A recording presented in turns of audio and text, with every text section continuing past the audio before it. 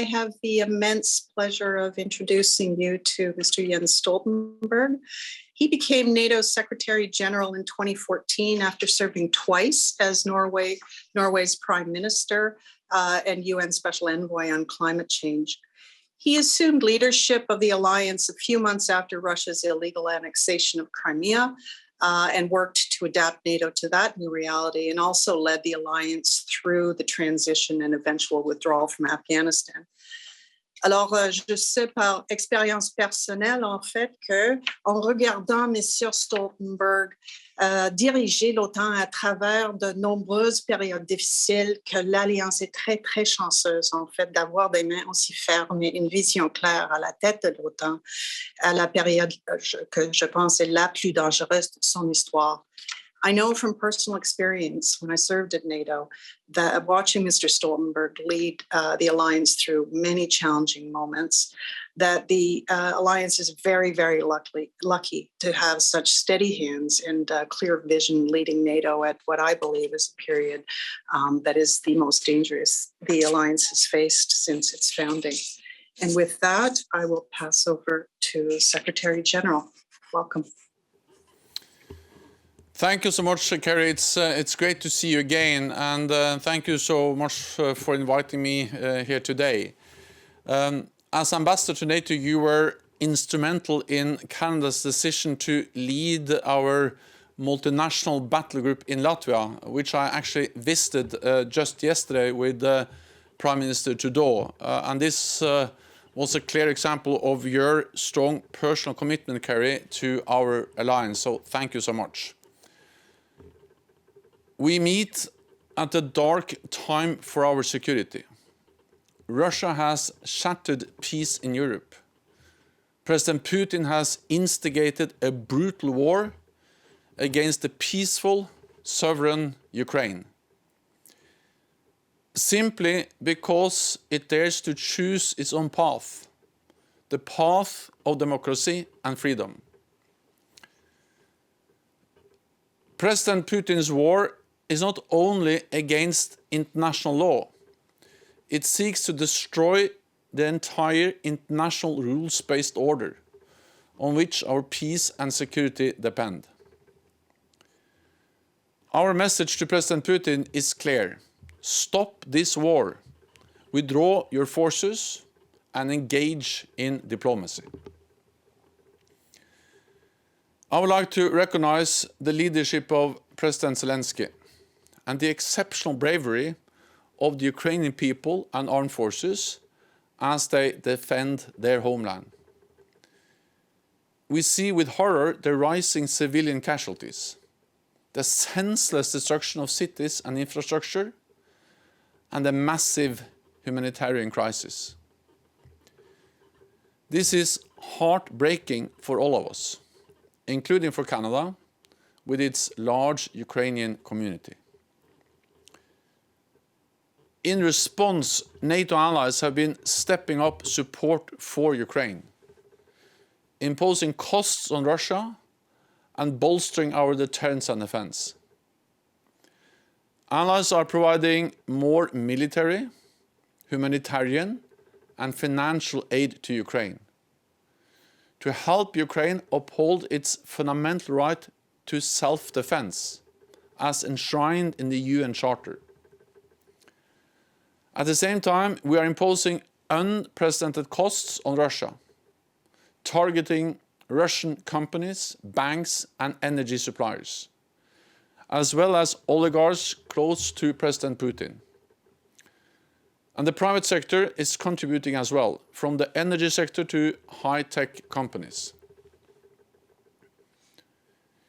NATO has a responsibility to ensure that this conflict does not escalate beyond Ukraine, because this would be even more dangerous, destructive, and deadly for Ukraine and for all of us. So allies are also significantly increasing our defensive presence in the east of our alliance, with thousands more troops and hundreds more aircraft and ships, more than doubling our presence there in the recent weeks. This sends a clear message that we will protect and defend every inch of Allied territory. Canada is playing a leading role in our response. For many years, you have helped to strengthen the Ukrainian armed forces and institutions, including with training for tens of thousands of Ukrainian troops, many of whom are on the front lines today. You have also provided Ukraine with hundreds of millions of dollars of support and essential equipment. We are all inspired by the way in which the Ukrainian forces are bravely resisting the Russian invasion. And Canada's support has helped to make this possible. Canada is also making significant contributions to the biggest reinforcement of our collective defense since the end of the Cold War. Yesterday, as I said, I was with Prime Minister Trudeau and Defence Minister Anand in Latvia, where Canada has led NATO's multinational battle group with skill and dedication for several years. I thank them for Canada's decision to deploy hundreds more troops to reinforce our presence in the region, as well as other capabilities, including in the air and at sea. For whatever happens in the months ahead, whatever Moscow seeks to achieve through violence and aggression, it will fail. It is failing already. President Putin wants less NATO on Russia's borders, but he is getting more NATO. He wants to divide Europe and North America, but we stand more united than ever.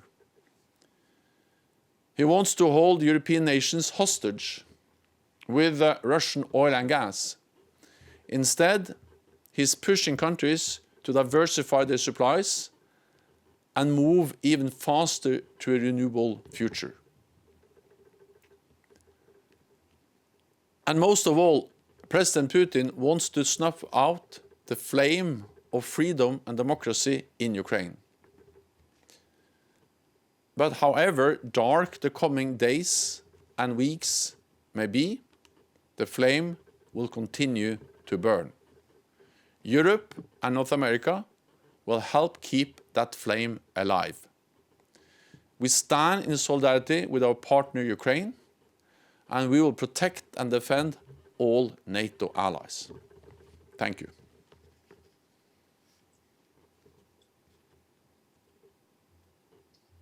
Thank you very much, Secretary General. I will launch the discussion, if I may, with a question to you, or two questions, to allow the audience time to formulate their own questions. We should have as much as half an hour, I hope, for the discussion. And with that, I'll begin. So as you said, Secretary General, you were in Latvia and met with Prime Minister Trudeau yesterday. We're seeing that on the screen. So can you tell us what you're hearing from leaders in the Baltics about the risks that they're facing? Is NATO ready to deter Russia in the east of the alliance? And how is that deterrence changing? Will NATO have to move to permanent defense in the east? Your thoughts on that would be very much appreciated. NATO's core task is to prevent an attack on any NATO ally, and we have been successful in doing that for more than 70 years. We actually started, as you also mentioned, a very big adaptation of NATO back in 2014 after the illegal annexation of Crimea and Russia's move into and support of the separatists in Donbass. So since then, NATO allies have invested more, increased defense spending, 270 billion in total. They have acquired new advanced capabilities, and we have increased our presence in the eastern part of the alliance. For the first time, we have combat-ready battle groups in the east, and we have tripled the size of, for instance, the NATO response force. Then actually, when we saw the intelligence, so we have done a lot already over all these years. Then when we saw the intelligence last fall, and we were also very transparent about the risk of Russia invading Ukraine, then we stepped up further. We increased the readiness of the NATO response force. We started to deploy more capabilities to the eastern part of the alliance, and over the last weeks, allies have really stepped up. Canada, Germany doubling the number of troops in Lithuania, the United States sending in more troops to the eastern part of the alliance. And I myself, I've been in Romania, I've been in Latvia, in Estonia, in Poland. I met Canadian troops, US troops, and many other troops from many other NATO allied countries. And they send a very clear message that we are there to protect and defend all of them. And this has been our, I would say, imminent response to the crisis we have seen unfold and the invasion of Crimea. But separate for that, or in addition to that imminent response, I think we need to actually now also have a serious assessment of longer-term adaptation of NATO. Our posture, our presence, and also how we can strengthen our ability to reinforce quickly. We will have a defense ministerial meeting in NATO next week, and I think we will have a very important discussion there. I don't expect conclusions, but I expect that will be kind of the first meeting where we start deliberations within the alliance, and then as we move towards the summit in late June, we will then have final decisions. So we have already responded. We started in 2014. We stepped up during the autumn and especially after the invasion. But then there will also be some more longer-term changes, and that discussion has now started in NATO. Thank you very much. I'm going to turn to some questions from the audience now and relay them to you. So the first question is from Ambassador Luden, and thank you, Ambassador Luden, and good to see you again.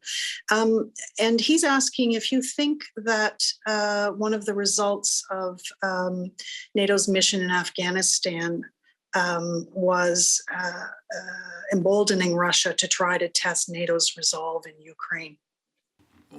I think there is no meaning in speculating in that, because we speak about two very different challenges and events.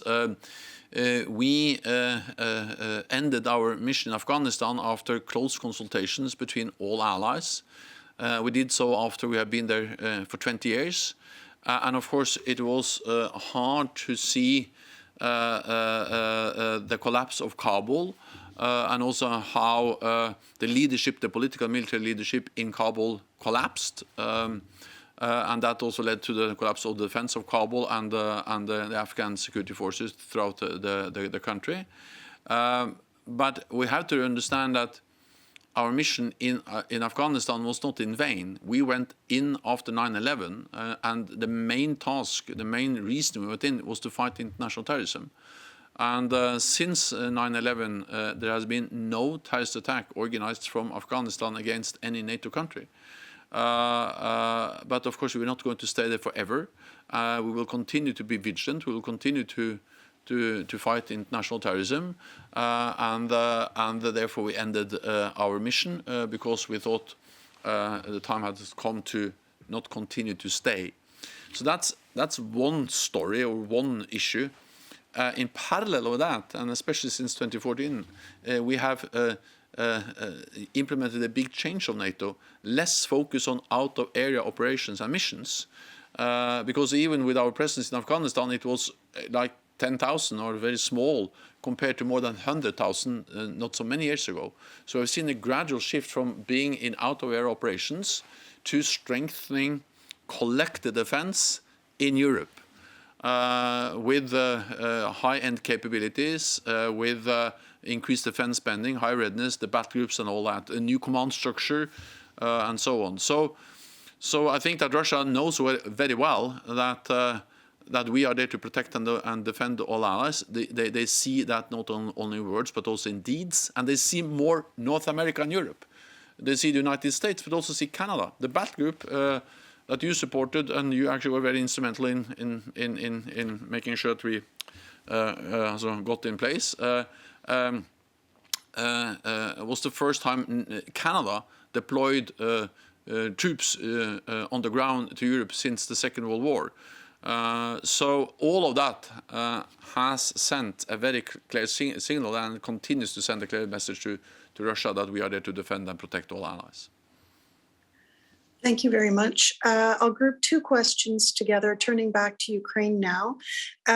So the questions are, what are the red lines for NATO in Ukraine? Are there any red lines? But and linked to that, if you could, should NATO and Canada be concerned about a potential threat from Russia to the Arctic, and what does NATO need to do about that? Ukraine is a highly valued partner. We support them, and we have supported them for many years, especially Canada, but also the United States and United Kingdom have provided significant training of tens of thousands of Ukrainian troops, provided essential equipment, anti-tank weapons, air defense systems, and NATO has also helped to modernize their defense and security institutions, cyber defense, and other allies have done this for many years, and allies are now stepping up. I saw President Trudeau announce actually new additional support to Ukraine today during his visit to Berlin. So we provide support, we are stepping up, and we have supported them for many years. So we help them in their very courageous fight against the invading Russian forces. But of course, that is not the same as being a NATO ally. We provide support to Ukraine. For NATO allies, we provide absolute security guarantees. An attack on one ally will trigger the full response from the whole alliance. And that's the difference between being a member and being a close partner. And to remove any room for miscalculation or misunderstanding about our resolved commitment to protect and defend all allies to Article 5 of our founding treaty, we have increased the presence and on land, at sea, and in the air. And that's the message we are sending again and again. Support for Ukraine, absolute security guarantees for all allies. Thank you. A question from the audience, and I'll frame it as the audience has framed it. In light of the war in Ukraine, what concerns do you have that some countries, including Canada, still aren't living up to their 2014 promise to spend 2% of its GDP on defense? Canada is contributing in many ways to our collective defense, to our shared security. Canada, a lead nation in the Baltic region with the battle group, increasing now the number of troops there, providing an extra frigate, maritime patrol aircraft, and stepping up further in many different ways. Canada also led our mission in Iraq, playing a key role in fighting terrorism. So Canada is contributing in many ways, and I welcome the announcements of further support and the Canadian contributions. But then, of course, I would like to see all allies to do even more, and therefore I call on all allies to step up. And I welcome also the message from from Prime Minister Trudeau that in light of the Russian brutal invasion of Ukraine, Canada will also then assess the need for further increases in defense spending. So I'd like to explore what you see as the new normal. You've spoken frequently about the current crisis being the new normal for NATO. So how is that the new normal? How do you see this as the new normal right now? But in the medium term, what does NATO do to be prepared? What does NATO need to be prepared for in the medium term? I think it's obvious that we are faced with a new reality, new security environment, a new normal, and this is reflected in many different ways. And of course, the illegal, brutal invasion of Ukraine demonstrates this very clearly, because what we see now is that Russia more openly is contesting core values for our security. including the right of every nation to choose their own path, or NATO's right to protect and defend all allies. And they are demonstrating their will to use force to obtain their objectives. Russia has clearly, or President Putin has clearly stated that it will be very serious if Finland and Sweden decides to apply for NATO membership, and he has threatened with what he called military technical consequences. So this goes beyond Ukraine. This is about denying every nation in Europe the right to choose its own path and to become a NATO member if they so want. NATO, we respect the decision of countries regardless of whether they apply for membership or not apply for membership. That's a sovereign decision by every sovereign nation. And then Russia has also contested and challenged our right to protect all allies. Because in this written proposal for a new security agreement between NATO and Russia they sent us in December, it was one of the provisions is that we should remove all NATO troops and all NATO infrastructure from all countries that have joined NATO after 1997. That means 14 out of the 30 members we have in NATO, and the whole enlargement after the end of Cold War will be then some kind of second-class members. If you look at this and then combine that with the fact that you see that Russia and China are now operating more closely together, exercising more closely together, interacting militarily and politically more closely together, and that China has not been able to come out and condemn the invasion of Ukraine. And also they had a statement, a joint statement, President Xi and President Putin, at the beginning of the Olympics, where China stated clearly that China now for the first time criticizes NATO enlargement. So we have two authoritarian powers which are challenging the rules-based order, who are openly against our core values: freedom of speech, freedom of expression, democracy, the rule of law, and oppressing those values in Hong Kong and in Ukraine or in many other countries. This is the new normal. This is the challenge we have to step up to, and that's exactly what we do. Europe and North America are standing together. Thank you so much. Yes, I saw the Russian proposal sent prior to Christmas, and one Russian Moscow newspaper said that President Putin has now asked the West for a live unicorn for Christmas. So I was very worried and curious to see how those negotiations went. But as we've seen, they didn't go anywhere, and he's launched his full-scale invasion. May I turn, Secretary General, to a nuclear issue? And many commentators are worried that the risk of President Putin resorting to the nuclear option is at the highest risk that we have seen. So if you could tell us your thoughts about his threats in this regard and NATO's strategic posture, that would be very helpful. President Putin's rhetoric on nuclear issues, his messages that we will see consequences which the history has never seen before, and actually the way he has also, in a way, directly referred to and demonstrated in different presentations the new nuclear capabilities of Russia, including hypersonic glide vehicles and other very advanced weapon systems that can carry nuclear weapons, is reckless and dangerous. And it contradicts what Russia actually officially states. Because not so many weeks ago, Russia signed, together with other permanent members of the UN Security Council, a declaration where they restated that the nuclear war cannot be won and should never be fought. And then the next day, they have this, President Putin has this reckless nuclear rhetoric, which is contradicting the message of never fight a nuclear war.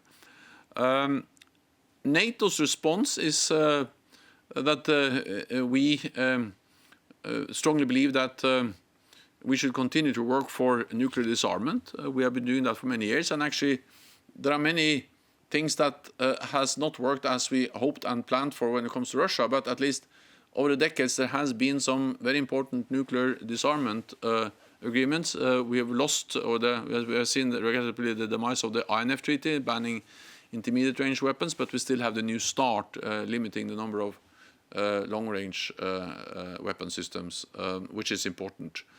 But at the same time, we also made it clear that as long as there are nuclear weapons, NATO will remain a nuclear alliance, because we just don't believe that a world where NATO get rid of our nuclear weapons and then Russia, China, North Korea keep theirs, that's not a safer world. So the way to reach a safer world without nuclear weapons or with fewer nuclear weapons is balanced, verifiable arms control. We are ready to that, but as long as nuclear weapons exist, we have to make sure that we have a nuclear deterrence which is safe and secure and effective. You were very clear, Secretary General, coming out of the last ministerial meeting about the NATO position on no-fly zones. We've also seen the humanitarian situation worsening with a tremendous outflow of refugees from Ukraine. So if you could perhaps speak to us about the rationale for the position on no-fly zones and what NATO can do to help support some of the measures to get humanitarian assistance to those who need it. What we see, the pictures, the reports we see coming out from Ukraine is painful. It's heinous, the violence, and we have seen credible reports about attacks against civilians, which is a war crime, and therefore we continue to call on President Putin to end this war and to withdraw all his forces and to sit down and engage in real efforts to find a political solution. And of course, the first step should be to allow humanitarian corridors to be established and to respect those. NATO allies are providing significant support to Ukraine. Of course, it's first and foremost the bravery, the courage of the Ukrainian people, the Ukrainian leadership and its armed forces that has made it possible to actually fight back, stop the invading Russian armed forces. But our support is essential, and NATO allies has supported and has stepped up and continues to provide support in many different ways to Ukraine. Weapons, military support, but also humanitarian aid. On the no-fly zones, what is important is that I think everyone has to understand that it's not only about declaring a no-fly zone. It has to be imposed. And the only way to impose a no-fly zone in a hostile environment, as we see in Ukraine now, is to massively attack Russian air defense systems. We cannot operate a no-fly zone with all the Russian air defense systems intact. So a no-fly zone will require massive attacks on Russian air defense systems. And it will require that we are ready to engage directly in confrontation with Russian planes. So no-fly zone entails NATO massively attacking Russian air defense systems in Ukraine, in Belarus, and in Russia. It entails direct confrontation between NATO air capabilities and Russian air capabilities. This will significantly escalate the war, the fighting in Ukraine, but also, of course, risk a full-fledged war in Europe involving NATO allies, NATO against Russia. And that will lead to so much more human suffering, civilian casualties, destruction, and it will be extremely dangerous. So it is a painful decision made by NATO allies, but we need to make sure that this conflict ends. We have to avoid that it expands, escalates. And that's exactly what we're doing, providing support, but also acting in ways which doesn't trigger the escalation of the conflict we now see in Ukraine. Thank you. You're being very generous with your time, Secretary General, and I thank you. I may end up, unless I get another burning question in the chat from the audience, I may end up with a question to you about cyber. So we've seen over the past few years very sophisticated both cyber attacks and disinformation campaigns from Russia aimed at NATO allies, all NATO allies. So I'm curious about what you're seeing at NATO in terms of Russian cyber and disinformation activity against allies, and what conversations you've had about the cyber threshold for Article 5. Well, cyber will be and is a part of any military confrontation. There will be a cyber dimension. And of course, we are faced with this more blurred line between peace and war, hybrid tools, hybrid conflicts. And of course, allies have reported about many different types of cyber attacks against political institutions, private companies. We have seen attempts to meddle in political domestic democratic processes in different countries, and attributed this to Russia in many of the cases. So NATO has significantly stepped up the way we address cyber threats. We have, as you alluded to, also decided to make clear that a cyber attack can trigger Article 5. But we will never give the privilege to a potential adversary to tell exactly where that threshold is. But we will we will assess, and then we will make our own decisions when we trigger Article 5. Then, of course, we can respond in cyber, but we can also respond in another domain. We have established now cyber as a military domain alongside air, sea, and land, and actually space. And for instance, for Ukraine, we have over the years, but also recently, helped them to improve their cyber defenses to protect their own networks. We recently signed an agreement with Ukraine on how to facilitate support, also before the invasion, but allies and NATO are helping with cyber defenses. And because this is so important for Ukraine, but also for all NATO allied countries. Thank you so much. Secretary General, I'm going to end the questioning here. You have been, as I said, remarkably generous with your time. I know that you have and your staff have been working more than 24/7 since the invasion began. And I know as well that there will be a lot of work over the next few months heading into the Madrid summit, responding to the crisis in Ukraine. The new strategic concept will be